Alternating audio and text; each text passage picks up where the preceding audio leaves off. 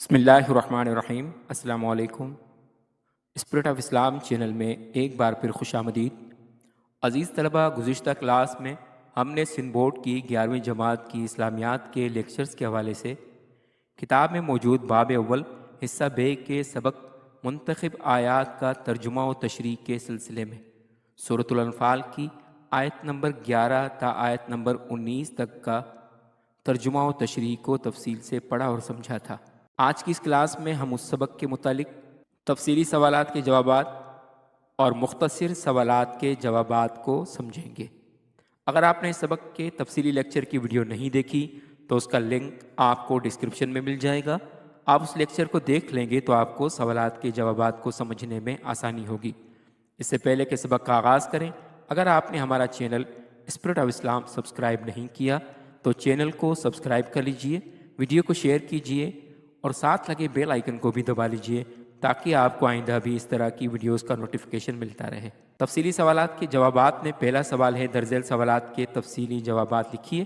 پہلا سوال ہے درج ذیل آیات میں سے کسی بھی ایک آیت کا ترجمہ و تشریح لکھیے۔ پہلی آیت کریمہ ہے اذ یغشیکم النعاس امنۃ منہ وینزل علیکم من السماء ماء لیطہرکم بہ ویذہب عنکم رجز الشیطان وَلِيَرْبِطُ عَلَىٰ قُلُوبِكُمْ وَيُثَبِّتَ بِهِ الْأَقْدَامِ۔ اس کا ترجمہ ہے جب اس نے تمہیں اونگ سے گھیر دیا تو اس کی طرف سے چین تھی اور آسمان سے تم پر پانی اتارا کہ تمہیں اس سے ستھرا کر دے اور شیطان کی ناپاکی تم سے دور فرما دے اور تمہارے دلوں کی ڈھارس بندھائے اور اس سے تمہارے قدم جما دے۔ عزیز طلبہ، چلتے ہیں اس آیت کریمہ کی تشریح کی طرف۔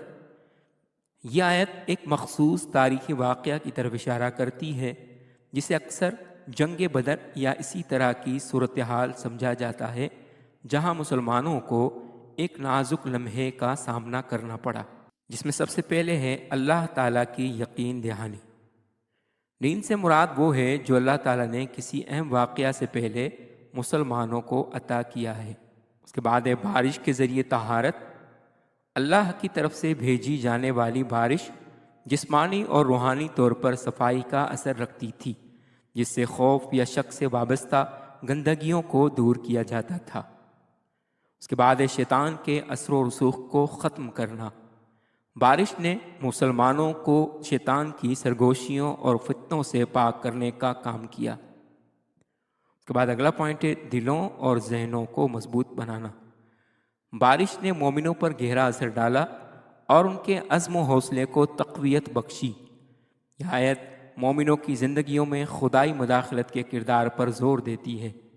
یہ مشکل وقت میں اللہ پر بھروسہ اور اس کی مدد پر یقین کی اہمیت کو اجاگر کرتی ہے۔ یہ آیت ایمان اور نماز کے پاکیزہ اور مضبوط اثرات کی بھی نشاندہی کرتی ہے۔ عزیز طلبہ، اسی طرح سے تفصیلی سوالات کے جوابات میں اگلی آیت ہے یا ایھا الذین آمنوا اذا لقیتم الذین کفروا زحفا فلا تولوہم الادبار۔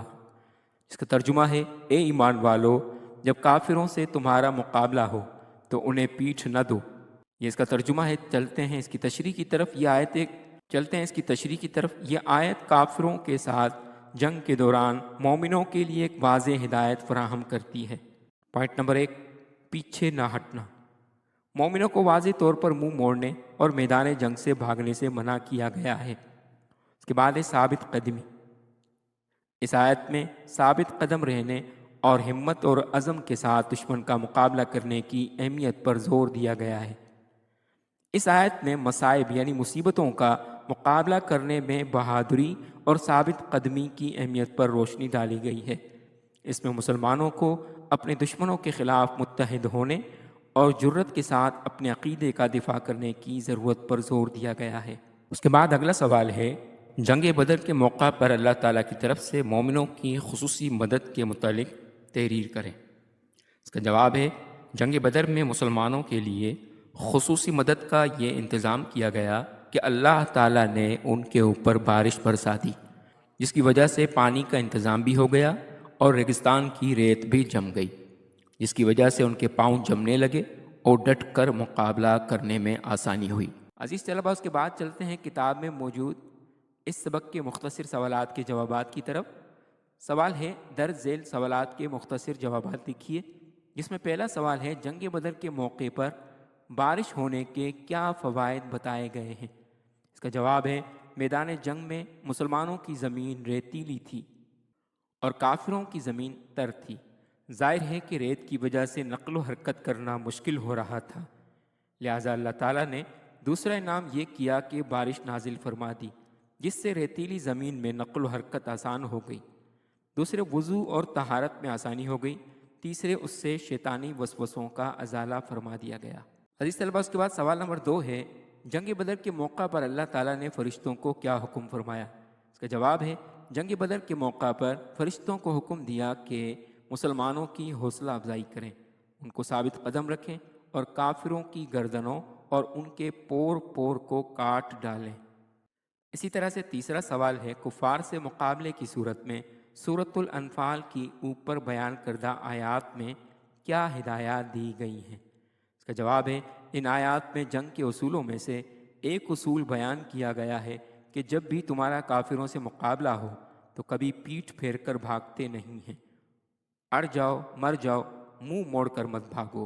ہاں 2 صورتیں ہیں جو مستثنیٰ ہیں۔ نمبر 1 تحرف، اس کے معنی ہے ایک طرف پھر جانا، یعنی لڑائی میں جنگی چال کے طور پر یا دشمن کو دھوکے میں ڈالنے کی غرض سے لڑتے لڑتے ایک طرف پھر جائے، دشمن یہ سمجھے کہ شاید یہ شکست خوردہ ہو کر بھاگ رہا ہے، لیکن پھر وہ ایک دم پینترا بدل کر اچانک دشمن پر حملہ کر دے۔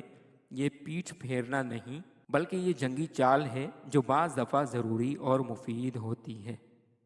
اس کے بعد نمبر 2 ہے تحیز، اس کے معنی ملنے اور پناہ لینے کے ہیں۔ کوئی مجاہد لڑتا لڑتا تنہا رہ جائے تو پیچھے پلٹ سکتا ہے تاکہ وہ اپنی جماعت کی طرف پناہ حاصل کرے اور اس کی مدد سے دوبارہ حملہ کرے۔ یہ دونوں صورتیں جائز ہیں، یعنی مذکورہ 2 صورتوں کے علاوہ کوئی شخص میدان جنگ سے منہ پھیرے گا تو وہ گناہگار ہوگا۔ عزیز طلبہ، امید ہے کہ آپ کو آج کا لیکچر پسند آیا ہوگا۔ اگر آپ کو لیکچر پسند آیا تو چینل کو سبسکرائب کر لیجئے اور بیل آئیکن کو بھی دبا لیجئے تاکہ آپ کو آئندہ بھی اس طرح کے مزید لیکچرز ملتے رہیں۔ ملتے ہیں اگلے لیکچر میں، تب تک والسلام علیکم ورحمۃ اللہ وبرکاتہ۔